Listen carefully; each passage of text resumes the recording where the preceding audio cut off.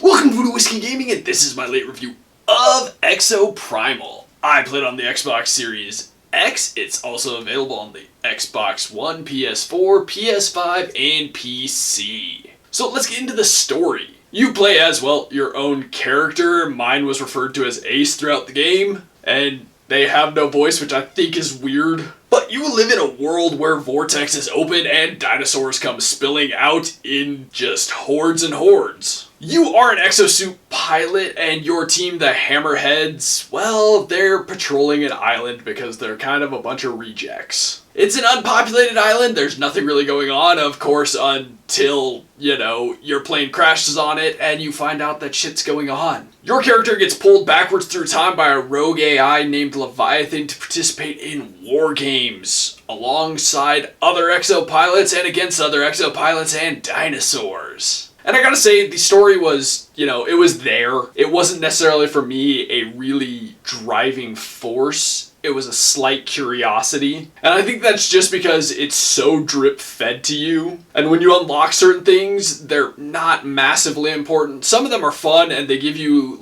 insight into the crew that you're with. But overall, the story could be stronger and it could be better given to you. But let's get into the audio, and the music is mostly some really generic hard rock stuff, but it works when you're playing the game and when you're on a mission and you're being, swarmed by hordes of dinosaurs. As for the voiceover work, I think it's good enough. Some of it's a little over the top, which works with what's going on overall. And the reason I comment on your character not having a voice being weird is because all the exosuits have their own voices. Each one has their own unique voice that fits to them. It's just weird that your character has no voice, but the exosuits that aren't actually characters have their own unique voices. And they're all sufficient for that, shitty dialogue that goes along with gameplay, but is nothing substantial. Last but not least are the sound effects, and I think overall they're good. Generally, the game is so frantic and hectic that you're not necessarily paying attention too closely to the minute sound effects and details. But let's get into the gameplay mechanics and whatnot. And this is a third-person co-op PvPvE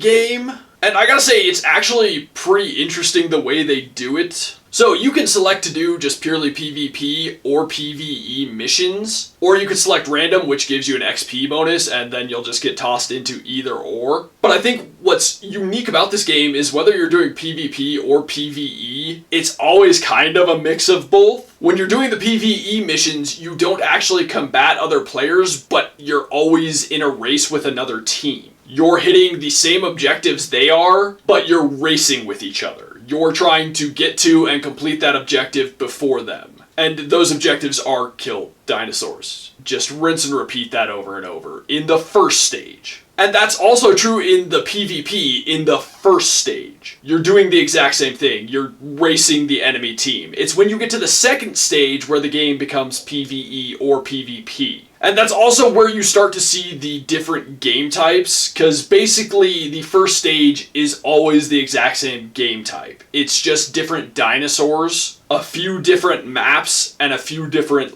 courses through that map. But then, like I said, stage 2, it's either still PvE and you're basically doing the exact same thing, or you're defending a checkpoint, things like that. But you're only fighting dinosaurs, whereas when it's PvP, you'll be guiding a battery along. I can't remember what it's called. And then when you get to the end, you end up battling the other team, or you'll be breaking down barriers and battling the other team. Or there's what is basically domination from Call of Duty. There's A, B, C, and you have to take those over, and you battle the other team. But also, at all times, battling dinosaurs. This also ties into the story being drip-fed to you because you have to play 5 missions or something like that to get little pieces. It's really anywhere between 2 and 5 missions to get little pieces, and then every now and then you get a big cutscene that goes deeper and actually progresses the story. One thing I did really enjoy is that as you progress, you unlock more game modes, and you unlock more dinosaurs. I don't know if you really unlock them. But you get attacked by different types of dinosaurs the further you get in the game, the more you progress. You also do unlock some new exosuits. You also get currency to upgrade those exosuits, as well as for cosmetic items. There are microtransactions as well, but from what I saw, they were all cosmetic items. The exosuits are also broken up into classes. You basically have your DPS, your tanks, and your support classes. Support is where all the healing is done. I generally found healing to be pretty easy to get high scores with. I was pretty decent with DPS, and I was crap as tank. So, just breaking that down. I will say that it did get a bit repetitive after a while. There was a time where I did basically the exact same level and combination of tasks 3 times in a row. I mean, it was a different team every time, but it was the exact same thing, and it was just kind of boring. Like, I knew the route, and I was just leading our team because I had just done it twice before. It got ridiculous. One thing I should add real quick is you can switch exosuits mid-match, which is nice. And also, when you start up a match, there's kind of like a lobby room, so if you see what your team has and you want to fill a specific role, you can switch to that role. Or if you're lacking something, you can switch to that. And they made it pretty easy to do during the actual game.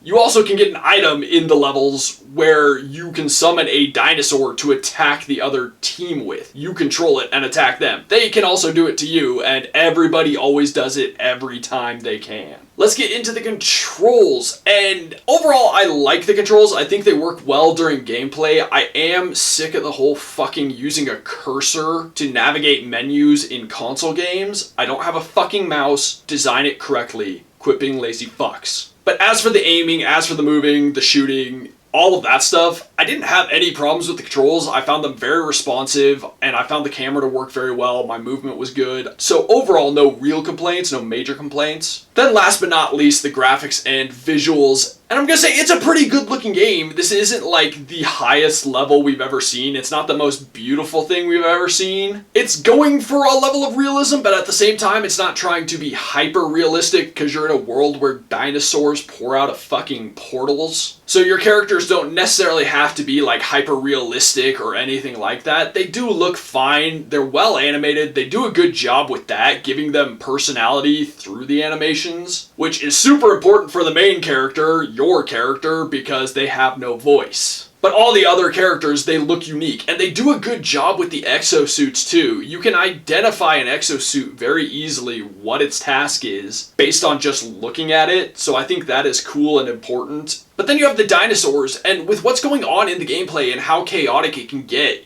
it really doesn't always matter. Like, you have like the Suchomimuses and the Velociraptors, which fill the same role, and yes, visually they are different, but there's such big hordes of them, and everything's so chaotic that you really couldn't care less which one you're up against. There are more difficult dinosaurs that are more unique looking, like the Pachycephalosauruses, Dilophosauruses, things like that are kind of like, not quite mini-bosses, but just slightly heavier enemies. And you obviously notice them because they're more rare. And then you have your bigger mini-boss slash boss enemies. Some of those are pretty cool, but you play so many rounds that they start to lose their cool factor. They don't have the same intimidation level. As for the level design, I think it's good. I think it works well, and it fits the role in the story quite nicely. It's also a bright and colorful world, and they give you a decent idea of what's gone on. They do some world building, but you have to really be looking kind of closely, which you rarely have time to because you're either racing the enemy team or you're being attacked by a horde of dinosaurs. One thing that I was a little disappointed with, because there are times in the game where you'll piss off the AI and it'll dump huge amounts, but it's in the background. And while there are quite a few dinosaurs coming at you, it doesn't feel like the disturbing horde that you're seeing dumping out of the background. It just doesn't necessarily match the horde that's attacking you. But overall, I'll say visually, the game works for what it is and for the gameplay that you're experiencing, but it's nothing that really stood out to me. And then I guess last couple of complaints, one being, this being an always online style game, there's no fucking pausing, which gets frustrating. Even the cutscenes aren't pausable. I think that's something that should just kind of almost exist everywhere anymore. I do understand it when you're in the match, but like when you're in cutscenes between the match, you can't pause, and that's frustrating.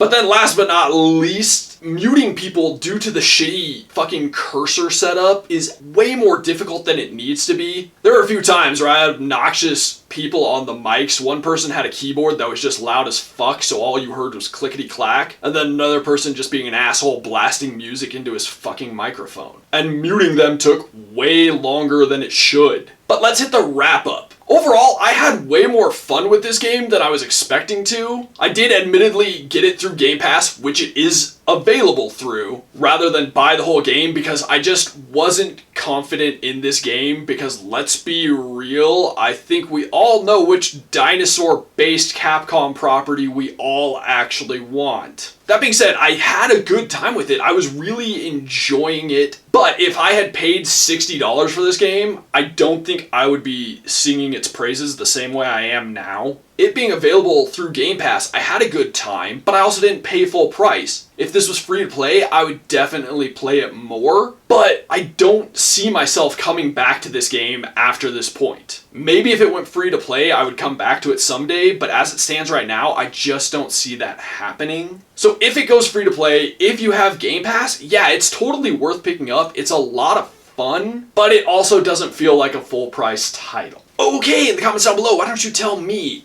are you as annoyed that Capcom hasn't made a Dino Crisis remake as I am? And as always, thanks for watching. If you enjoyed the video, please hit that like button. And if you like what I'm doing in general, share and subscribe. Have a good one.